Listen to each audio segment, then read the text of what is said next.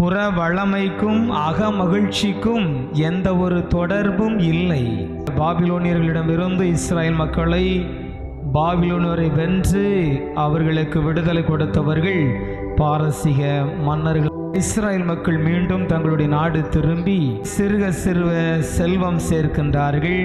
மிகப்பெரிய செல்வந்தர்களாக மாறி நிற்கிறார்கள். ஆனாலும் கூட அவர்களுடைய நிலைமை அகவாழ்வு மிகவும் பரிதாபத்துக்கு உரியதாக இருந்ததென்று இறைவாக்கினர் ஆகாய் சுட்டி காட்டுகிறார். செல்வத்திற்கு மேல் செல்வம் இருந்தும் நிறைவற்ற தன்மைக்கு காரணம் இறைவனை பற்றிய உணர்வு உங்களிடம் இல்லை.